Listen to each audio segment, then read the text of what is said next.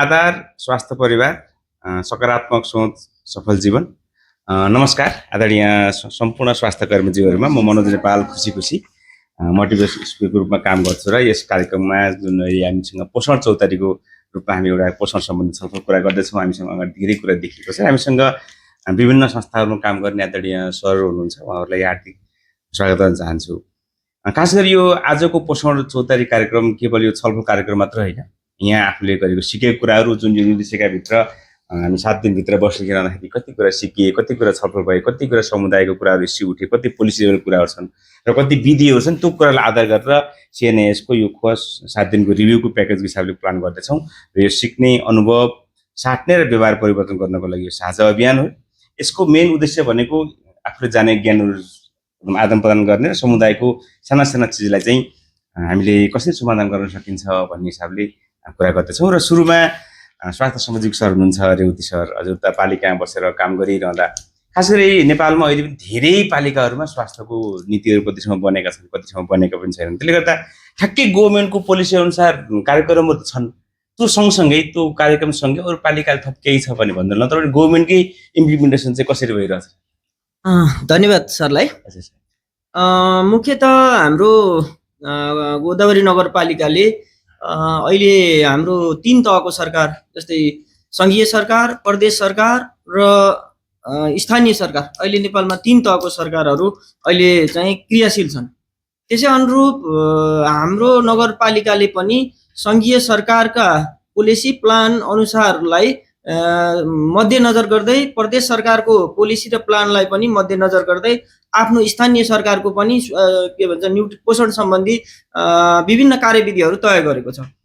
त्यसै अनुरूप हामीले सङ्घीय सरकारले जति पनि प्लान र पोलिसी र प्लानहरू चाहिँ हामीलाई पठाइएको छ, त्यसै अनुसारको बजेटिङको पनि व्यवस्था छ, त्यसलाई कार्यान्वयन गर्ने एउटा कुरा भयो।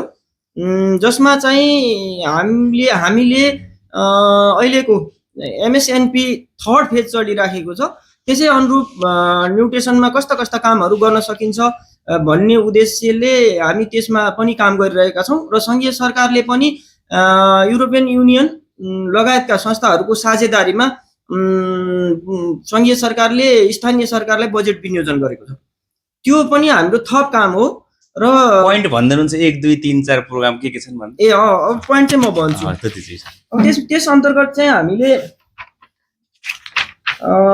यो प्रजनन उमेरका महिलाहरूको चाहिँ तपाईँको पोषणको कुरा भयो, स्टन्टिङ, वेस्टिङ र अन्डरवेटको कुराहरू भयो। अब हामी 2023 देखि 2030 मा जाँदाखेरि हाम्रो स्टन्टिङ रेट कति पुर्याउने, जस्तै 25 अहिले छ भने 30 मा पुग्दा चाहिँ 15% भन्दा तल पुर्याउने जुन लक्ष्य छ नेपाल सरकारको, त्यसमा हामी काम गरिरहेका छौँ। भने वेस्टिङलाई पनि हामी अहिले 8% बाट चाहिँ 5% मा झार्ने र अन्डरवेट 19 बाट चाहिँ तल झार्ने र एनिमिया 10% भन्दा तल झार्ने लक्ष्यका साथ हामी काम गरिरहेका छौँ।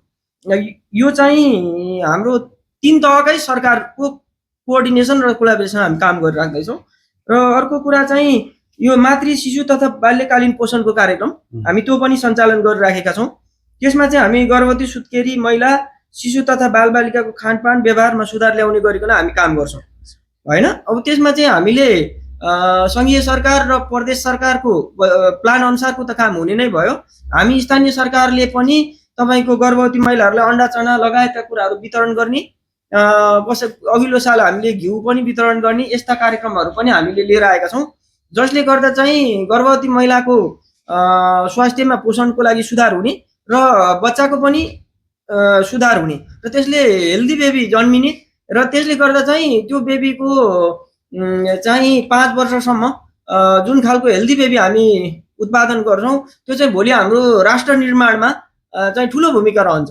त्यसले चाहिँ जस्तो हाम्रो सोसियल पोइन्ट मात्रै सर, कार्यक्रम के मात्रै? ल म कार्यक्रम मात्रै भन्छु है। त्यो एउटा कुरा भयो।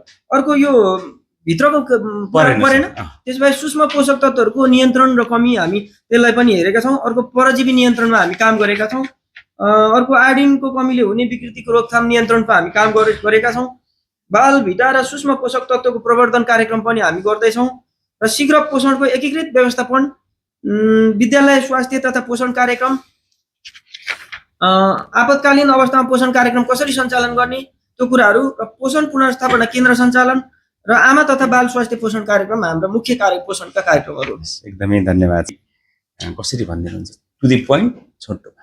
नमस्ते, म सुनिल कुमार सिंह, म चापागाउँ स्वास्थ्य चौकी वडा नम्बर 10 मा इन्चार्जको रूपमा कार्यरत छु। सरले सोध्नुभएको विषयमा चाहिँ कुपोषण भनेको कस्तो हो भने कि हामीलाई शरीरलाई जुन पोषक तत्त्वहरू जति आवश्यक पर्छ त्यसको ब्यालेन्स बिग्रिने हो। जस्तै कतिपय अवस्थामा हामीलाई पोषक तत्त्व चाहिएको मात्रामा पुरा नहुनु, अर्को कुरा चाहिएको भन्दा बढी हुनु, हैन? त्यसकारणले यो दुईटैले चाहिँ हामीले चाहिँ यसलाई चाहिँ कुपोषण भनेर भन्छौँ। र अब सरले भन्नुभयो जस्तै यो चाहिँ हाम्रो गोदावरी नगरपालिकामा पनि यस्तो अवस्थाहरू रहेको छ। त्यसकारणले यो विषयमा अघि सरले भन्नुभयो जस्तै हामी त्यो विषयमा विभिन्न कार्यक्रमहरू अगाडि बढाएर त्यसलाई एड्रेस गर्ने हामी चाहिँ त्यस्तो केस भेट्नुभएको छ? कुपोषणको अहिले केस भेटिन्छ?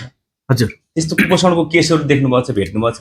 देखिएको छ सर, प्रशस्तै मात्रामा चाहिँ। अस्ति भर्खरै पनि राष्ट्रव्यापी पोषण लेखाजोखा कार्यक्रममा पनि हामीले चाहिँ साम केसहरू, माम केसहरू हैन केही मात्रामा भेटिएको छ र त्यसलाई चाहिँ हामीले विभिन्न त्यो चाहिँ उपचारको लागि चाहिँ हामीले विभिन्न ठाउँमा संस्थामा हामीले चाहिँ रिफर गरेर त्यसको उपचार हुने काम पनि गरिरहेको छ।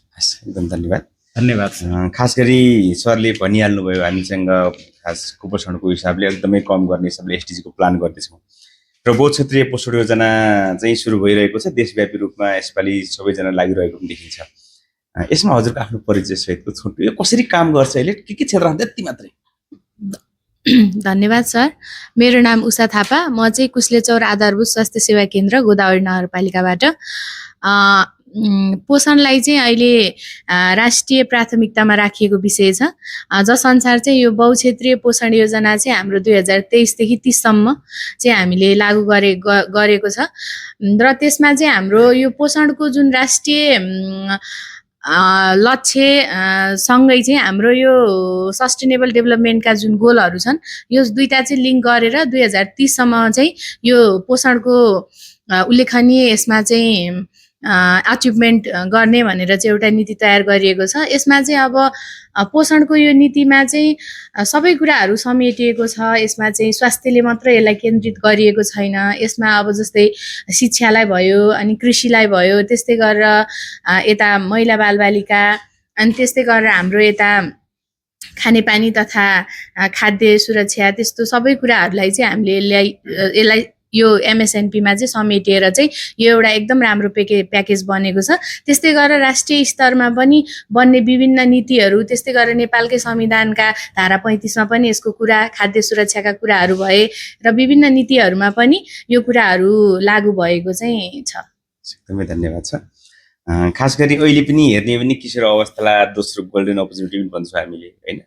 र अहिले पनि हेर्ने हो भने आइरनको हिसाबले जुन चाहिँ कमी भएर रक्त अल्पताको डेटा हेर्ने हो भने झन् 40% देखिन्छ र खास गरी दुब्लो हेर्ने पनि 26 छ र होचोपन 27% देखिन्छ। ओभरअल्ली हेर्ने पनि किशोर अवस्थामा पनि एकातिर यो छ भने अर्को ओबेसिटी हेर्ने पनि 5% को हाराहारी देखिन्छ। खास ठ्याक्कै किशोर अवस्थामा अहिले हजुरले बुझ्दाखेरि हाम्रो यो छलफलको प्याकेज पुरा गरिरहेको किशोर अवस्थाको यो कुपोषणलाई चाहिँ कम गर्नलाई अथवा किशोर अवस्थाको न्युट्रिसन अवस्था सुधार्नको लागि हजुरको हिसाबले थोरै आफ्नो अनुभव। धन्यवाद मनोज सर। मेरो नाम चाहिँ हिमाल सिंह ठकुरी, म गोदामचौर स्वास्थ्य चौकीमा जनस्वास्थ्य निरीक्षक रूपमा कार्यरत छु। हजुरले भनेको कुरामा चाहिँ एकदमै सहमति छु र एकदमै मलाई कस्तो लाग्छ भन्दाखेरि चाहिँ यो पहिलो कुरो त यो किशोर अवस्थाको पोषण एकदमै आवश्यक छ, हैन? किशोर अवस्था भनेको 10 देखि 19 वर्षको जुन WHO ले डेफिनेसन गरेको छ, हैन? यो अवस्था भनेको एकदमै संवेदनशील अवस्था हो, हैन? यदि किशोर अवस्थामै पोषणको पर्याप्त मात्रामा भएन भने सम्पूर्ण जीवन चक्रमा चाहिँ तलमाथि पर्न सक्छ, हैन? त्यही भएर एउटा जीवनको आधार बनाउने, हैन, यो यस्तो समय हो कि त्यसमा चाहिँ सामाजिक रूपमा, मानसिक रूपमा, भावनात्मक रूपमा धेरै परिवर्तन हुने र आफूले चाहिँ जीवनको एउटा महत्त्वपूर्ण समय भएको हिसाबले चाहिँ भोलि जिन्दगी बनाउने कुरा होला, शिक्षा लिने कुरा होला, हैन? सबै कुराहरू लिने र भविष्यमा नेपालले अथवा हाम्रो देशले चाहिँ एउटा दक्ष जनशक्ति उत्पादन हुने समय भएको हिसाबले चाहिँ एकदमै महत्त्वपूर्ण छ। अब नेपालको सन्दर्भमा हजुरले उल्लेख गरिसक्नुभयो एकदम भयावह अवस्था छ, एनिमियाको एकदम जनस्वास्थ्यको एकदम समस्याको रूपमा भएको छ भने एकदम के साँच्चीकै नेपालले साँच्चीकै त्यति हुँदाखेरि केही गरेको छैन भन्दाखेरि पनि एकदमै छ होइन, प्रयत्न भइरहेको छ। तर अब विशेष गरी स्वास्थ्यको यो के भन्छ यो स्वास्थ्य यो विशेष होइन पोषण विशेषको कार्यक्रम अन्तर्गत चाहिँ हामीले पनि स्थानीय स्तरमा पनि विद्यालयहरूमा चाहिँ होइन हामीले चाहिँ अब आइरन फोलिक एसिड चाहिँ हामीले वर्षमा 13 महिना खुवाउने, 13 महिना नखुवाउने होइन, त्यसरी 13 महिना फेरि खुवाउने 13 हप्ता खुवाउने होइन, हप्ताको एउटा त्यो चाहिँ हामीले विद्यालयमै शिक्षकहरूले चाहिँ हप्तामा एकपटक खाने गरेर टोटलमा चाहिँ वर्षमा 26 पटक चाहिँ हप्तामा एकपटक खाने एउटा प्रोग्राम छ। एकदमै प्रभावकारी रूपमा हामीले सञ्चालन गरिरहेका छौँ र त्यसै गरेको अर्को चाहिँ डिवार्मिङ प्रोग्रामहरू पनि एकदम सञ्चालन भइरहेको छ र एकदमै कन्टिन्युस रूपमा चाहिँ पोषण सम्बन्धीको शिक्षा चाहिँ अब करिकुलममा नै नेपाल सरकारले इन्क्लुड गरेर पोषण सम्बन्धीको एकदम शिक्षाहरू चाहिँ एकदमै गरिरहेको छ भनेपछि। तर यो जुन कुराहरू अहिले आयो हामीले चाहिँ पोषण मैत्री बनाउनको लागि चाहिँ होइन यो एमएसएनपी थर्डलाई इम्प्लिमेन्ट गर्दाखेरि चाहिँ साँच्चीकै यो पोषण विशेष कार्यक्रमले मात्रै पुग्दैन र यो बहुक्षेत्रीय रूपमा पनि एकदमै आवश्यक भएको हिसाबले चाहिँ स्वास्थ्यले मात्रै होइन कि शिक्षाले पनि उत्तिकै यसमा चाहिँ ध्यान दिनुपर्ने कुरा छ होइन। त्यसपछि अब अरूको खानेपानीको कुरा अब कृषिको क्षेत्रले पनि गर्नुपर्ने छ, सरकार आफैले एकदम जागरुक भएर यसको नीति बनाउने होइन, यसलाई चाहिँ इम्प्लिमेन्ट गर्ने र बजेट मुख्यतः यसमा चाहिँ पोषणसँग सम्बन्धित भएर बजेट एलोकेट गर्नुपर्ने छ होइन। यी सबै कुराहरूले एकदमै ध्यान दियो भनेदेखि चाहिँ र किशोरले स्वयं आफै पनि आफ्नो पोषणको विषयमा एकदम ध्यान दिनुपर्ने कुरा छ। हामीले हरेक बार खानाचारको कुरा गरिरहेका छौँ होइन, यो व्यवहारमा परिवर्तन गर्नुपर्ने छ। हामीले सिकेर मात्रै भएन, आफूले मात्रै सिकेर पनि भएन, घरमा सिकाउनु पर्ने छ, समुदायमा सिकाउनु पर्ने छ। तब मात्रै चाहिँ हामी किशोरीहरूमा चाहिँ पोषणयुक्त एउटा एक किसिमको समुदाय भनौँ निर्माण गर्न सकिन्छ, जसले गर्दा चाहिँ भोलि आफू मात्रै होइन कि समग्र देशलाई चाहिँ एकदम दक्ष मेन पावर उत्पादन गर्नको लागि एकदमै भूमिका खेल्नेछ। त्यसको लागि चाहिँ किशोर अवस्थाको पोषण चाहिँ एकदमै आवश्यक छ। मेरो कुरा यही छ। एकदमै धन्यवाद छ। त्यही किशोरी बढेर भोलि आमा बन्छन्, त्यही किशोरी अवस्थामा आमा बन्छन्। अहिले पनि हेर्ने हो भने 80% भन्दा माथि त छ हस्पिटल डेलिभरीको, तर पनि राम्रोसँग क्वालिटीको कुराहरू होला। र अहिले पनि नेपालमा हेर्ने हो भने म्याटर्नल मोर्टालिटी 151 छ भने लुम्बिनी प्रदेशको 207 छ। र एनिमिया हेर्नुहुन्छ भने अहिले पनि हामीसँग 30 भन्दा माथि छ। ती आमा ती किशोरीको कुरा सरले जोडिरहँदा खास ती आमाको अथवा मातृ पोषणको बारेमा हजुरको आफ्नो अनुभव, ताकि आमाहरूको स्वस्थ रहोस्, आमा स्वस्थ भयो भने भोलि बच्चा राम्रो होस् भन्ने छ। धन्यवाद सर। म भवानी कटवाल बेटरहोलबाट उपस्थित छु। सरले किशोरीको अवस्था पोषण अवस्थाबारे कुरा गरिरहँदा एउटा हेल्दी किशोरी भनौँ अथवा कुपोषित किशोरी त्यसबाटै जन्मिने बच्चाहरू चाहिँ कस्तो हुन्छ भन्ने अवस्थामा जाँदै गर्दाखेरि चाहिँ मातृ स्वास्थ्य भनेको के हो भन्दा गर्भ रहनुभन्दा पहिला 3 महिना अगाडिदेखि र बच्चा जन्मेपछि त्यो बच्चा 2 वर्षसम्मको अवस्था आमा र बच्चाको गरिने हेरचाहलाई मातृ स्वास्थ्य भनिन्छ, मेटर्नल हेल्थ भनिन्छ। यसको मेन उद्देश्य भनेको चाहिँ सुरक्षित गर्भ अवस्था, सुरक्षित प्रसुति गराउनु, आमा र स्वास्थ्य शिशुको हेल्थलाई राम्रो बनाउनु अनि मातृ तथा नवजात शिशुको मृत्यु दर घटाउनु। अहिलेको मोर्टालिटी रेट हेर्ने हो भने नेपालको कन्टेन्ट्समा हेर्ने हो भने 151 छ। त्यसलाई चाहिँ हामीले अहिलेको हाल स्थिति त्यो छ भने अब आउने 2030 मा चाहिँ हामीले घटाएर 142 पुर्याउने लक्ष्य राखेका छौँ। त्यसमा चाहिँ हामीले विभिन्न सर्भिसद्वारा जस्तै प्री कन्सेप्सुअल भनेको चाहिँ अब एउटा किशोरीले एउटा आमाले एउटा दम्पतिले चाहिँ उसले बच्चा गर्भधारण गर्नुभन्दा 3 महिना अगाडि नै उसले स्वास्थ्य कार्यकर्तासँग सल्लाह लिएर उसले एउटा फोलिक एसिड राम्रो कुराहरू न्युट्रिसनहरूको सल्लाह लिएर एउटा हेल्दी ओभम निकालेदेखि उसले बच्चा जन्माएर 2 वर्ष बनाउन्जेलसम्मको टाइममा एन्टिनेटल केयर पर्न सक्छ, पोस्टनेटल केयर पर्न सक्छ। यो सबै सर्भिसहरू दिएर चाहिँ हामीले चाहिँ अब एउटा हेल्दी मातृत्व र हेल्दी बच्चालाई चाहिँ हामीले स्वास्थ्य दिन सक्छौँ। र यसै गरी हेल्दी आमा, हेल्दी बच्चा अनि हेल्दी सोसाइटी गर्नको लागि हामीले हेल्थमा धेरै नै गर्नुपर्छ र यसमा हामीले ध्यान दिन सकिएन भने रक्त अल्पता जस्ता विभिन्न समस्या अनि पोस्टनेटलमा आउने समस्याहरू, रगत बग्ने, पिपिएस, पोस्टपार्टम हेमोरेज भन्छ त्यस्ता समस्या, अनि मेनली इन्फेक्सन, मुख्यतया आमा र बच्चाको राम्रो हेरचाह गरिएन भने चाहिँ विभिन्न सङ्क्रमणबाट चाहिँ आमा र बच्चाको ज्यानमा तलमाथि पर्ने चाहिँ डर हुनसक्छ। त्यसमा हामीले बचाउनलाई राम्रो काम गर्नुपर्छ। यसै गरी सबैभन्दा अघि सरले पनि भनिहाल्नुभयो, लुम्बिनीको डाटा चाहिँ एकदम मोर्टालिटी रेटमा चाहिँ हाई छ भने बागमतीको कन्टेक्स्टमा हेर्ने हो भने चाहिँ 98 छ, त्यो चाहिँ अलिकति कम देखिन्छ। यसलाई नै हामीले सुधार गर्दै लानलाई हामीले चाहिँ हाम्रो तर्फबाट चाहिँ हामी एकदमै जोरदार लाग्नेछौँ। एकदमै धन्यवाद छ। त्यही आमाबाट यदि बच्चा सकुशल जन्मियो भने हाम्रो बच्चाको तौल कति छ, हाम्रो बच्चाको अवस्था के छ भनेर हामीले बच्चालाई खोप लाउनु पर्ने, हेर्नुपर्ने अथवा उसको वृद्धि अनुगमन हेर्ने हिसाबले नेपाल सरकारले अहिले सँगसँगै आइमाम प्रोग्राम लागू गर्यो। हजुरको हिसाबमा आइमाममा ठ्याक्कै गर्नुपर्ने अथवा हजुरले आफ्नो अनुभव चाहिँ सेयर गरिदिनुहुन्छ? प्रश्नको लागि धेरै धेरै धन्यवाद सरलाई। मेरो नाम चाहिँ अञ्जना श्रेष्ठ, म चाहिँ हाल कार्यरत बडीखेल स्वास्थ्य चौकी, गोदावरी नगरपालिका वडा नम्बर 4।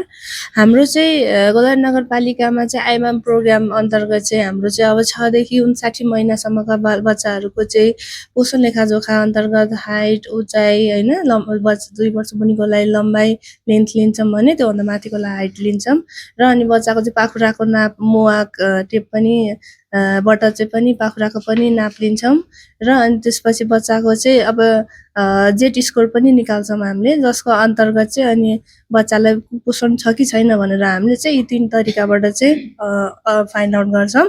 बच्चा अब स्वयंसेविका, हाम्रो चाहिँ अब स्वयंसेविका 9 जना पनि हुनुहुन्छ, उहाँहरूलाई पनि हामीले चाहिँ समुदायमा चाहिँ बच्चाहरूको चाहिँ पाखुरा नाप उहाँहरूले अब नर्मल छ भने हरियो लेखेर लिएर आउनुहुन्छ र पहेँलोमा परेको छ भने पहेँलोमा लेखेर लिएर आउने हुन्छ र रातोमा परेको छ भने उहाँहरूले रातोबाट छुट्याउनुहुन्छ कुपोषण। त्यसपछि अनि हामीले चाहिँ पहेँलोमा पर्यो भन्ने बित्तिकै उहाँहरूको चाहिँ मोबाइल नम्बरहरू पनि लेख्नु है भनेको हुन्छौँ। अनि त्यसपछि हामी चाहिँ अनि उहाँहरूलाई चाहिँ स्वास्थ्य चौकीमा ल्याएर सबै फेरि हामीले पोषण स्थिति जाँच गर्ने गर्छौँ।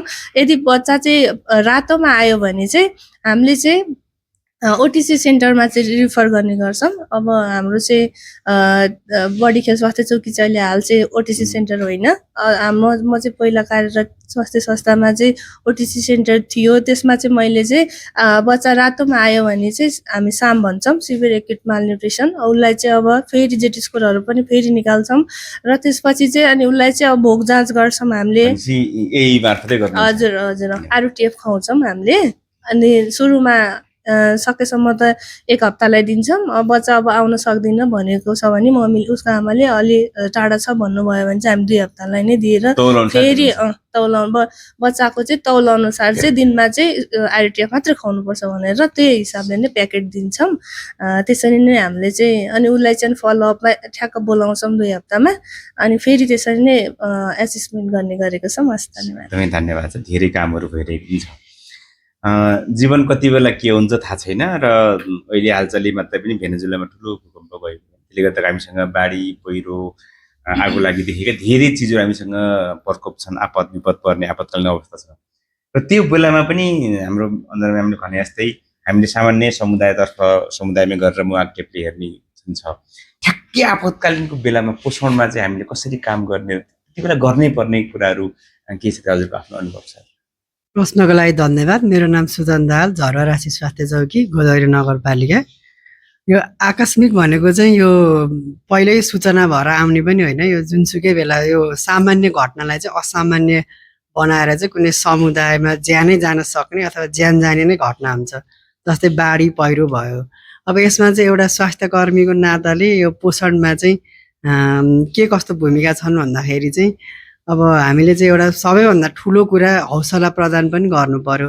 अब त्यसमा त्यो जोखिममा रहेका समुदायमा रहेका पोषणलाई जोडिँदा बालबालिका, त्यसमा सुत्केरी आमा, गर्भवती आमाहरू पनि पर्नुहुन्छ। जस अन्तर्गत चाहिँ हामीले अब पोषणमै फोकस गर्दा चाहिँ स्तनपान गराइरहेका आमाहरूलाई चाहिँ सुरक्षित ठाउँमा राखेर स्तनपानमा जोड गर्नु पर्यो।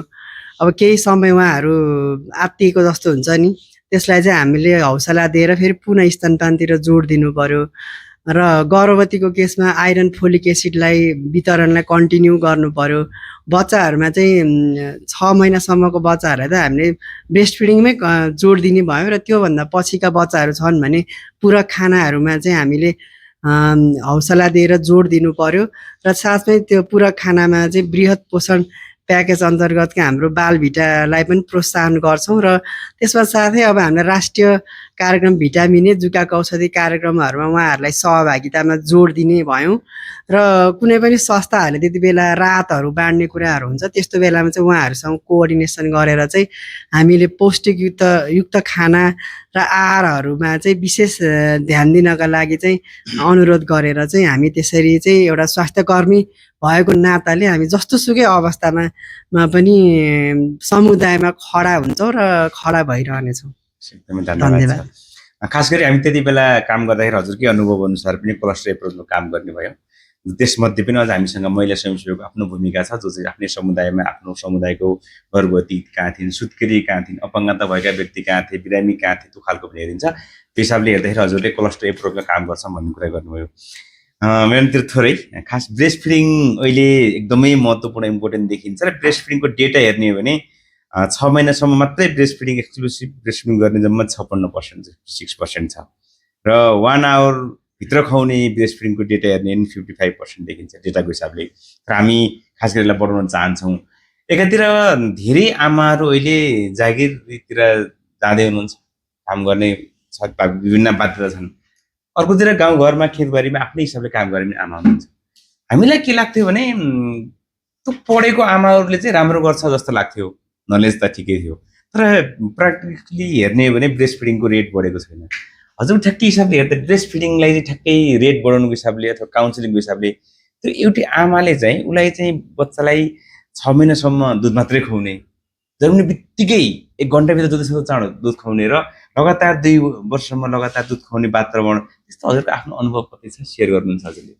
धन्यवाद प्रश्नको लागि। मेरो नाम चन्द्र थापा, म बेटर वर्ल्डबाट। हजुरले भने जस्तै अब ब्रेस्ट फिडिङको पर्सेन्टेज घटिरहेको छ। पहिला 66% थियो भने अहिले 56% भएको छ। झन् अब हजुरले भने जस्तो शिक्षित महिलाहरूले त झनै अझै धेरै गराउनु नै हुँदैन ब्रेस्ट फिडिङ होइन। यसमा चाहिँ अब मैले धेरै देखेको चाहिँ परामर्श नै हो, काउन्सिलिङ गर्नु पर्यो होइन।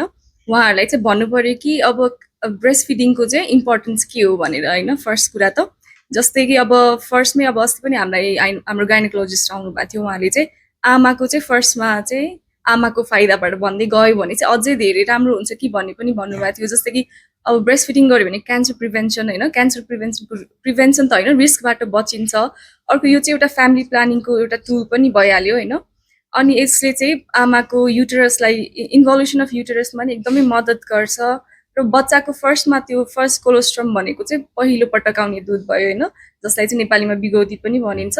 त्यसको चाहिँ इम्पोर्टेन्स के हो त, त्यसले चाहिँ बच्चालाई फर्स्टमा खानिदियो भने चाहिँ बच्चालाई पनि इम्युनिटी दिन्छ। त्यसको कारणले चाहिँ बच्चा चाहिँ निमोनिया हुने रिस्कबाट बच्छ भनेर चाहिँ अब हामीले काउन्सिलिङ गर्नुपर्ने भयो। र वर्किङ मदर्सहरूको लागि चाहिँ सपोर्ट कसरी गर्ने भन्दा अहिले हुँदैछ, नेपालमा पनि हुँदैछ होइन। जस्तै कि अब एयरपोर्टमा ब्रेस्ट फिडिङ कर्नर्सहरू राख्ने कि आफू मदरले चाहिँ काम गर्ने ठाउँमा ब्रेस्ट फिडिङ कर्नरहरू राखिदिने, त्यहाँको चाहिँ स्टाफहरूले पनि सपोर्ट गर्ने होइन। अनि त्यसपछि कसरी चाहिँ अब 6 महिनासम्म चाहिँ एक्सक्लुसिभ ब्रेस्ट फिडिङ भनेको छ, तर अब बिदा त त्यति दिँदैन। वर्किङ मदरहरूले त्यति 6 महिना लामो त बिदा पाउनु हुँदैन नि त नेपालमा। त्यसलाई चाहिँ अब कसरी सहजीकरण गरिदिने त ब्रेस्ट फिडिङ को बारेमा होइन। अब जस्तै अफिसमा बच्चालाई ल्याएर नै त्यहीको कसैले हेरिदिने हो कि बच्चाहरूलाई होइन, त्यसरी पो ब्रेस्ट फिडिङको पर्सेन्टेज बढाउने हो कि त्यसरी होइन, त्यो गर्नु पर्यो। र अर्को त्यही अब वर्किङ मदरहरूले चाहिँ अब म काम गर्दिनँ भन्ने अवस्था पनि छैन। जस्तै इन्फ्लेसन बढेको छ नेपालमा धेरै होइन, अब खाना लाउनु नै गाह्रो छ। त्यसैले अब काम गर्ने महिलाले चाहिँ अझै सपोर्ट दिने र गाउँघरमा चाहिँ गाउँघरको आमाहरूलाई चाहिँ परामर्श काउन्सिलिङ गराउने, अब कसरी गराउने ब्रेस्ट फिडिङ भन्ने कुराहरूमा चाहिँ अझै धेरै जोड दिनुपर्छ जस्तो लाग्छ मलाई। एकदमै धन्यवाद छ। खास गरी एउटी आमाले मात्र भएन कि अफिसमा भने अफिसमा र अरू ठाउँ भने अरू पनि भूमिका छ। त्यसले गर्दा तर आमा चाहिँ मुस्कानका साथ स्तनपान भन्ने हामी त्यसलाई चाहिँ राख्छौँ, त्यसले अलि हेप्पिनेस बनाउँछ होइन। यो त रह्यो 6 महिनासम्मको स्तनपान कुरा। र हामीले यत्रो खानेकुरा देख्छौँ, यी हाम्रै ठाउँमा पाइने खानेकुराहरू, हाम्रै गाउँघर उत्पादन भएका हरेक सिजन अनुसार पनि खानेकुरा उत्पादन हुन्छ र हामीले त्यो डिस्प्ले गरिरहेछौँ। पछिल्लो आवर हेर्ने पनि कति ठाउँमा पोषण नाङ्लो गइसकेको कुरा गर्छौँ र अहिले पनि हेर्ने हो भने खास गरी 48% चाहिँ न्यूनतम आहार चाहिँ विविधीकरणको हिसाबले डेटा देखिन्छ। जम्मा 43%ले मात्रै खानेकुरा मिलाएर खानेकुरामा स्वीकार छ, नत्र भने दाल खाने भात खाने त्यस्तो अलग अलग कुरा गर्छ। खासै पूरक खानालाई हजुरले सँगै जोड्दा एउटा गर्भवती सुत्केरी किशोरी सँगसँगै एउटा 6 महिना पुगिसकेको बच्चा सँगसँगै इभन हामीलाई पनि बिरामी देखेर पनि यसलाई चाहिँ थोरै टु द पोइन्ट भन्दा कसरी भन्नुहुन्छ? हामी त हरेक बार खाना चारको स्लोगनै लगाइरहेछौँ, त्यसलाई सधैँ खाने हिसाबले कसरी प्र्याक्टिकल्ली लानु सकिएला? हजुरको आफ्नो अनुभव र नाम छ। हस्, धन्यवाद सरलाई। मेरो नाम भुवन तिमल सिन्हा, म चाहिँ हाल गोदावरी स्वास्थ्य चौकीमा कार्यरत छु। अब सरले अब भन्नुभयो जुन पूरक खाना भन्ने छ, पूरक खाना चाहिँ अब बच्चा जन्मेपछि 6 महिनापछि चाहिँ होइन समयमा नै हामीले सुरुवात गर्नुपर्ने हुन्छ। 6 महिना भन्दा अगाडि त उसलाई चाहिँ त्यही दुधले मात्रै होइन आमाको दुधले मात्रै पर्याप्त रूपमा पुग्ने नै हुन्छ र त्यसपछिको समयमा चाहिँ अब उसलाई चाहिँ हरेक दिन 3 चोटिसम्म थप पूरक खाना चाहिँ खुवाउनु पर्ने हुन्छ। अब त्यसमा चाहिँ के गर्नु पर्यो भन्दाखेरि पूरक खाना चाहिँ अब 6 महिनादेखि 9 महिनासम्मको बच्चालाई चाहिँ एकचोटि खुवाउँदाखेरि 125 ml थप खुवाउनु पर्ने हुन्छ र त्यसमा चाहिँ के गर्नु पर्यो भन्दा अब हरेक बार खाना चारको जुन कन्सेप्ट छ त्यसमा चाहिँ अब कार्बोहाइड्रेट, भिटामिन, मिनरल साथसाथै अब प्रोटिनहरू अनि पशुजन्य स्रोतहरू सबै मिलाएर चाहिँ खुवाउनु पर्ने हुन्छ हैन, जसले गर्दा चाहिँ बालबालिकाको अब थप चाहिने आवश्यकताहरू पुरा हुन्छ र उसको वृद्धि विकासमा पनि राम्रोसँग वृद्धि विकास हुने र ऊ चाहिँ सक्षम र सबल हुन्छ भविष्यमा भन्ने हो हैन। र साथसाथै अब त्यसको साथसाथै उमेर बढ्दै जाँदाखेरि अब त्यसमा थप बाक्लोपन थप्दै जाने, त्यसपछि बच्चाले थप चपाउन सक्ने हिसाबको बाक्लोपन अझै थप्दै लाने खालको पनि गर्नुपर्छ र अब त्यसमा चाहिँ के पनि गर्न सकिन्छ भन्दाखेरि बच्चालाई चाहिँ खुवाउँदाखेरि चाहिँ अब सक्रिय रूपमा बच्चालाई खेलाइ हैन फकाइ अब बच्चाले एक्टिभली पार्टिसिपेट भएको हिसाबले खुवाउनु पर्ने पनि हुन्छ, जसले गर्दा चाहिँ के हुन्छ भन्दा उसको चाहिँ राम्रोसँग वृद्धि विकास हुने नै हुन्छ। एकदमै धन्यवाद छ।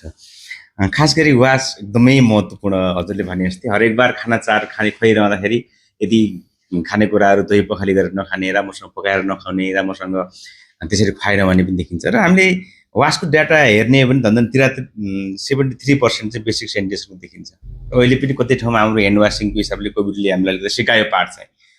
र हजुरको आफ्नो अनुभवमा खास गरी स्प्रे स्ट्यान्डर्डको हिसाबले हामीले काम गर्दाखेरि पनि वासले बढी फोकस गरेको छ। पर डे पानी पिउने पानी कति र युजको लागि कति चाहिन्छ, हामी शौचालय प्रयोगको लागि कति भनेर पनि हामीले हेर्ने हो भने डेली एउटा मान्छेले चाहिँ कति युज गर्न सकिन्छ स्ट्यान्डर्ड वर्सन छ। ठ्याक्कै हजुरले भनिरहँदा अहिले हामी यति धेरै कुरा गर्छौँ, वास दिन त सम्भव छैन। वासलाईको खास महत्त्व र सँगसँगै हजुर आफ्नो अनुभव सेयर गर्नुहुन्छ। धन्यवाद यहाँलाई। म कृष्ण कुमार खत्री, लेले प्राथमिक स्वास्थ्य केन्द्रबाट। अब खास गरी यो सबै अहिलेसम्म हामी जति छलफलमा यो विषयवस्तुहरू आए यसमा चाहिँ काहीँ न काहीँ जुनसुकै विषयसँग पनि रिलेट गर्ने विषय चाहिँ वास भयो। यसमा चाहिँ हामीले खास गरी 3टा कुराहरू खानेपानी, सरसफाइ र स्वच्छताका कुराहरू भए। अब हामीले चाहिँ अहिलेको पछिल्लो तथ्याङ्कलाई सामान्य रूपमा हेऱ्यौँ भने लगभग अहिले नि 95% मान्छेहरूको घरधुरीमा चाहिँ खानेपानी पुगेको छ भन्ने छ। त्यो हाम्रो तथ्याङ्क डेटाले त्यस्तो देखाउँछ। तर अब त्यो कति सुरक्षित पानी हामी कहाँ पुगेको छ भन्ने कुरा फेरि त्यसलाई हेर्दाखेरि हामीले चाहिँ त्यसको डाटा हेर्दाखेरि क्वालिटीको पानी छ अथवा हामीले खाइरहेछौँ भन्ने कुरा हेर्दाखेरि हामी धेरै तल छौँ। फेरि पर्सेन्टेज ठ्याक्कै मैले अब अहिले भन्न नसके पनि हामी चाहिँ एकदम कमजोर अवस्थामा छौँ क्वालिटीको पानी पिउने कुरामा पनि। अनि अब त्यस्तै चाहिँ हामीले सरसफाइको विषय हेर्दाखेरि अब खुल्ला दिशामुक्त नेपाल बनाउने अभियान हामीले व्यापक रूपमा चलायौँ, सबैतिर जिल्लाहरू हुँदै गरियो। यसको अझै पनि तपाईँको लगभग 90भन्दा माथि % गएको देखिन्न। अझै पनि ओपनली अब दिशा पिसाब गर्ने ठाउँहरू छन्, त्यो देखिएको छ अहिले पनि। हामीले एकदमै ठुलो चाहिँ लगानी पनि राज्यले गरेको हुँदाखेरि पनि यसलाई अझै हामीले पूर्ण रूपमा चाहिँ सफल बनाउन सकेका छैनौँ। यो केही कुराहरू फेरि यो समुदाय विशेषका कारणले गर्दाखेरि पनि सायद मलाई लाग्छ अब त्यो हामीले चाहिँ अब सहरमा चाहिँ बाध्यात्मक परिस्थितिले त्यो अलि बढी होला, पहाडमा गाउँमा अलिकति अझै पनि त्यो समस्याको रूपमा देखिन्छ। अनि स्वच्छताको कुरा गर्दाखेरि पनि अब हामीले चाहिँ यो जबरजस्त अब चाहिँ हामीलाई कोभिड-19ले सबैलाई एटलिस्ट हात धोएर खाऊ, हात मिलाउन बेला पनि अब ध्यान दिएर गर, मास्क लगाएर पानी उमालेर खाऊ।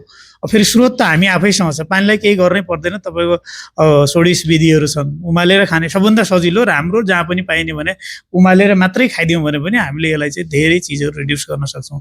लगभग 70-80% चाहिँ हामीले यही वासकै हात राम्रोसँग धोएर मात्रै प्रयोग गऱ्यौँ भने पनि यो अहिले चाहिँ सजुन सरुवा सिजनल जस्तो कलेरा होइन डिसेन्ट्री लगायतका डिजिजहरू छन्, यसलाई चाहिँ रिड्युस गर्न सक्छौँ हामी।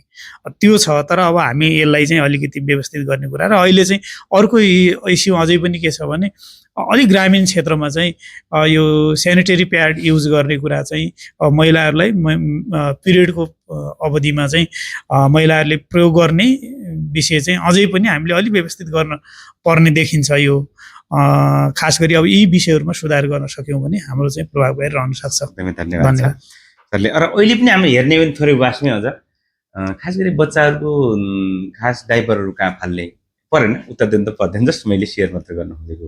र बच्चाको दिशा पनि चर्पी हाल्नुपर्छ भन्ने चाहिँ अझै पनि हामीले यसलाई अझै ग्याप छ कि जस्तो लाग्ने। र कति ठाउँमा अहिले हेर्ने भने हाँसो पनि लाग्छ मलाई। मान्छेको घरमा चर्पी छ, प्रयोग पनि भयो, तर चर्पीको ढोका चाहिँ लाउने बानी अझै पनि कम छ। भित्रको त इनहाउस भइहाल्यो, बाहिरपट्टि पनि त्यसले गर्दा चर्पीको ढोका खुला हुँदाखेरि त्यहीँनिर किचन छ, त्यहीँनिर चाहिँ हामीले भाँडा मजरी छ, बच्चा दिशा त्यहीँ फालिदिएको छ धोइरहेको। त्यसले गर्दा पनि त्यो पनि कतै ग्याप देखिन्छ। हजुरको अनुभव पछि नेक्स्ट टाइम आयो सेयर गरौँला। र धेरै ठाउँमा हेर्ने भने हामीले यत्रो धेरै काम गर्छौँ, यदि हामीले खास रेकर्डिङ गर्दैनौँ, रिपोर्टिङ गर्दैनौँ भने सेन्ट्रलाइज हुँदैन। अहिले स्वाधीन भनिहाल्नु, 3 तहको सरकार हुँदा स्थानीय त डेटा आफ्नो थाहा पाइहाल्छ, तर केन्द्रसम्म हेर्ने डाटाको लागि भनेको अहिलेको डिएचआइएस सँगै एचआइएमएस सँगै छ। हजुरको आफ्नो अनुभवमा ठ्याक्कै रेकर्ड रिपोर्टिङलाई कसरी ठ्याक्कै हामीले बुझ्ने गरी अर्थात् स्वास्थ्य कर्मीले के चाहिँ गरिदियो भने रेकर्ड रिपोर्टिङ चुस्त दुरुस्त टाइममा सही समयमा पूर्ण अथवा यथार्थ रूपमा आउँदा? नमस्कार, म शान्ताबाट बाणेगाउँ प्राथमिक स्वास्थ्य केन्द्रबाट बोल्दैछु। अब रेकर्डिङ रिपोर्टिङ कुरा एकदमै इम्पोर्टेन्ट कुरा हो, एउटा जुन इएचआइएमएस अहिले लागू भइरहेछ होइन, त्यसको चाहिँ एउटा भाइटल पार्ट नै भनेको रेकर्डिङ रिपोर्टिङ हो होइन। जसरी भन्छ कोही नछुटोस् र कोही नदौरियोस् भन्ने पनि एउटा कुरा हो, किनभने कोही छुट्दाखेरि हामी त एकदम राम्रो छौँ भन्नेसम्म पुग्छौँ भने कोही दोहोरिँदा त अझै वर्सन कन्डिसनमा छ कि भन्ने कुराहरू हुन्छ। त्यसको लागि चाहिँ हामीले के गर्नु पर्यो त, अब रेकर्डिङ रिपोर्टिङ चाहिँ एकदम चुस्त दुरुस्त सँगै गर्नु पर्यो। जसरी अहिले यति काम गऱ्यौँ, यति काम गर्दाखेरि पनि हामीले त्यसको रेकर्ड र प्रोपर रिपोर्टिङ गर्न सकेनौँ भने त त्यो काम गरेको त अर्थै छैन त्यसपछि। अनि त्यसले गर्दाखेरि चाहिँ हामीले अब कुनै पनि के अरे केसहरू आउँछ भनौँ न, अब जसरी मेटर्नल मोर्टालिटीको कुरा छ भनेपछि अब त्यो पुरै पिरियडदेखि नै के गर्नु पर्यो त, त्यसको रेकर्ड रिपोर्ट राख्नु पर्यो। जसरी अब एउटा स्वास्थ्य संस्थामा हेर्ने हो भने पहिला मूल दर्ता छ, कुनै पनि मान्छे आउँदाखेरि सबभन्दा पहिला नछुटोस् मूल दर्तामा दर्ता हुनै पर्यो। त्यसपछि ऊ चाहिँ कुन सर्भिसको लागि आएको, त्यो सर्भिसतिर हामीले रेकर्ड गर्नुपर्ने हुन्छ। जस्तै अब चाइल्ड के अरे भ्याक्सिनको लागि आएको भने चाइल्ड हेल्थ कार्डबाट हामीले रेकर्डिङ रिपोर्टिङ जानु पर्यो। त्यसै गरेर अब होइन वेटको लागि आएको भनेपछि त मन्थली वेट मोनिटरिङको लागि आएको भने न्युट्रिसन रजिस्टर हामीसँग छ, त्यसमा रेकर्ड हुनु पर्यो। हजुर, सेवासँगै सबै गए, सबैको के छ त आफ्नो ठाउँ छ रेकर्ड गर्नुपर्ने। अनि त्यो कुरालाई रेकर्ड गरिसकेपछि प्रोपर रूपमा चाहिँ हामी खास गरी यति धेरै रेकर्ड रिपोर्टिङ कुरा गरिरहँदा एउटा ऐना पनि हो रेकर्ड रिपोर्टिङ। खास गरी यति धेरै राम्रो कुरा गर्नुहोस्। हामीले एउटी आमाले अथवा एउटा परिवारमा आफ्नो समस्याहरू धेरै हुन सक्छन्, त्यो समस्यालाई कसरी समाधान गर्ने भनेर अथवा त्यो पीडा खोल्नको लागि स्वास्थ्य कर्मीसँग धेरै आमाहरू धेरै त्यो खालको समूह आउँछ। ठ्याक्कै परामर्श सरले धेरै वर्षको अनुभव छ, हजुर धेरै ठाउँमा काम गर्नुभएको छ, धेरै वर्ग धेरै समूह धेरै खालकालाई परामर्श गरिरहनु छ। ठ्याक्कै परामर्शलाई चाहिँ किन गर्ने र कसरी गऱ्यो भने जनरली सबैलाई पुग्ने गरी खालको यति मात्र गऱ्यो भने नर्मल्ली परामर्श यति गर्दा कमसेकम उसले चाहिँ त्यो खालको सेवा लिन सक्ला, राम्रो होला भन्ने परामर्शको थोरै कुरा गरिदिनुहोस्। हजुर नमस्ते, प्रश्नलाई धन्यवाद। म रामकुमार श्रेष्ठ, म डुकुछापदेखि हजुरको यो पोषण चौतारी विशेष कार्यक्रममा उपस्थित भएको छु। परामर्शको कुरा हजुरले जिज्ञासा राख्नुभएको छ। सेवाग्राहीलाई हामी सुरुमा विस गर्छौँ, ग्रिड गर्छौँ, त्यसपछि उहाँसँग उहाँको कुराहरू सुन्ने, के समस्या लिएर आउनुभयो आज होइन, आज मसँग समय मिलाएर आउनुभएको छ, बस्नुहोस् कुराकानी गर्नुहोस् भनेर उहाँलाई भन्न दिनुपर्छ। र त्यसपछि उहाँले भनेका कुराहरू सुनिनुपर्छ, उहाँ आफ्नो समस्यामा केन्द्रित भएर कुरा गरेर राखिरहनुहुन्छ, त्यसलाई एकदम ध्यान दिएर सुन्नुपर्छ, त्यसमा क्रस क्वेसनहरू गरेर उहाँलाई डिबेट हुन दिनुहुन्न र आफ्नो कुरा खुल्न गर्नुपर्छ। त्यसरी सुनिसकेपछि केही न केही उहाँको समस्या के रहेछ भन्ने कुरा पत्ता लाग्छ र त्यो पत्ता लगाउनु नै त्यो सुन्ने प्रक्रियाको निरन्तरता हो र त्यो समस्या पत्ता लगाएपछि हामी त्यो समस्या किन पर्यो होला भनेर हामी अलिकति छलफल गर्छौँ उहाँसित, होइन। पोषणकै समस्या रहेछ, मेरो बच्चाले दुध खाँदैन, राम्रोसँग दुध चुस्दैन, सधैँ ख्याउटे छ भने के छ त तपाईँ आफू कस्तो खाना खानुहुन्छ, होइन, घरमा उपलब्ध खाद्य परिकारहरू के छन्, तपाईँ कतिपटक ब्रेस्ट फिडिङ गर्नुहुन्छ, यस्ता कुराहरू सोध्यो भने हामी त्यहाँ समस्यामा पुग्छौँ र त्यो भइसकेपछि त्यो एउटा निचोडमा उहाँको समस्या समाधान गर्नको लागि बच्चाले राम्रो ब्रेस्ट फिडिङ राम्रो भएको छैन, बच्चाको कुपोषणको अवस्था कमजोर छ भन्ने कुरालाई एड्रेस गर्नको लागि यो विकल्प हुन्छ हामी सल्लाह दिन्छौँ, होइन। कम्तीमा ब्रेस्ट फिडिङ भनेको चाहिँ नि हामी सुरुमै ब्रेस्ट फिडिङ बच्चा जन्मिँदैकै ब्रेस्ट फिडिङ सुरु गर्नुपर्छ, अर्ली इनिसिएसन, होइन, एक्सक्लुसिभ ब्रेस्ट फिडिङ र एक्सटेन्डेड ब्रेस्ट फिडिङका कुराहरू पनि गर्छौँ भने त्यसपछि खानाको कुराहरूमा चाहिँ उहाँलाई थप खाना खान दिनुपर्ने कुराहरू, होइन, बच्चा 6 महिना पुगेपछि थप खाना खान दिनुपर्छ भन्ने कुराहरू गरेर उहाँलाई सहमत गराउँछौँ र एउटा रेकमेन्ड गर्छौँ र त्यो कुरा चाहिँ उहाँ बुझ्नुभयो कि बुझ्नु भएन भन्ने कुरा हामी उहाँसित कन्सेन्ट अथवा उहाँको चाहिँ नि एक्सेप्टेन्स, होइन, स्वीकृत, मैले इङ्ग्लिस शब्द प्रयोग गरेको छ, उहाँले कतिको स्वीकार गर्नुहुन्छ भन्ने कुरा हुन्छ। त्यो स्वीकार गरिसकेपछि उहाँलाई धन्यवाद दिँदै फेरि अर्को भेटमा तपाईँको यो व्यवहार परिवर्तन, तपाईँको यो समस्या समाधानको लागि हामी फेरि अर्को कुनै दिन समय मिलाएर भेट्नेछौँ, तपाईँ फेरि आइदिनु होला भनेर उहाँलाई धन्यवाद दिएर बिदा हुन्छौँ सर यो काउन्सिलिङको प्रक्रियामा।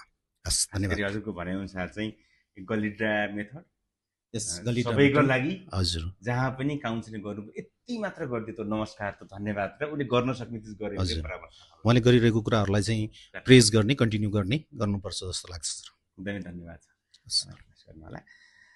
नेपालमा धेरै वर्षदेखिको अनुभव, जति बेला पोषणको कुरा गर्ने पनि खास यो हरेक बार खाने चारो अथवा यिनी धेरै प्याकेज बनेका थिएनन्, त्यति बेला पनि हामीसँग भित्तामा टाँसेको कुराहरू होला, कति चाहिँ प्रोजेक्टबाट देखाउने कुराहरू होला र सरको धेरै अनुभव छ र धेरै ट्रेनिङ मेटेरियल बनाउनमा र धेरै ट्रेनिङको विधि चाहिँ पास गर्ने अथवा यो ठिक छ कि छैन भन्ने सरसँग अनुभव छ र खास तालिमलाई अझ व्यवस्थित बनाउनलाई, अझ ऊर्जाशील बनाउनलाई, अझ ऊर्जावान बनाउनको लागि चाहिँ एउटा वातावरण सिर्जना गरिदिनको लागि हरेक चिज चाहिन्छ। त्यसमा हजुरको आफ्नो धेरै पहिलादेखिको र अहिलेको छोटो अनुभव र आफ्नो परिचय छ, प्लिज। हस्, धन्यवाद। म श्री कृष्ण बस्नेत, प्रशिक्षकको रूपमा यो सिएनएसआई ट्रेनिङ गोदावरी नगरपालिका अहिले प्रस्तुत भएको छु। गर्ने शैक्षिक सामग्रीहरू समय सान्दर्भिकता अनुसार परिवर्तित हुनुपर्छ भन्ने मेरो अनुभवले पनि देखाएको छ र परिवेश परिस्थिति र ठाउँ अनुकूलनहरू हुनुपर्छ। साथसाथै पोषणमा दिने सन्देश पनि परिवेश, ठाउँ, कतिपय अवस्थामा जाति विशेष, त्यहाँका संस्कृति, मूल्य मान्यतालाई पनि हेरेर यो पोषणसँग सम्बन्धित मेसेजहरू डिजाइन गर्नुपर्ने एकदमै जल्दो बल्दो देखिएको छ भने यो तालिमको कुरामा स्वास्थ्यकर्मीहरूलाई को क्षमता अभिवृद्धि गर्ने कुरामा पनि अब पहिलाको जुन पुरानो तरिकाबाट भन्दा नयाँ तरिकाहरूबाट तालिम सञ्चालन गर्दाखेरि चाहिँ नि अझ सिकाउन र सिक्न सजिलो हुने भन्ने कुरा पनि मेरो प्रशिक्षणको क्रममा धेरै जिल्लाहरूको अनुभवमा त्यो कुरो देखाइएको छ। सम्पूर्णमा फेरि पनि विशेष गरी धन्यवाद दिन चाहन्छु। यो पोषण चौतारीमा हामीसँग सिकेको पुरानो ज्ञान नयाँ ज्ञानसँग हामी अपडेट भएका छौँ र यस छलफल नभएर एउटा अनुभव साटासाट थियो, ज्ञानको अपडेट थियो र यो मौका जोइन्टली भेट भएको छ। गोदावरी नगरपालिकालाई धेरै विशेष धन्यवाद दिँदै सबैको दिन शुभ रहोस्, खुसी खुसी साथ फेरि भेटौँला। नमस्कार। हस्, धन्यवाद।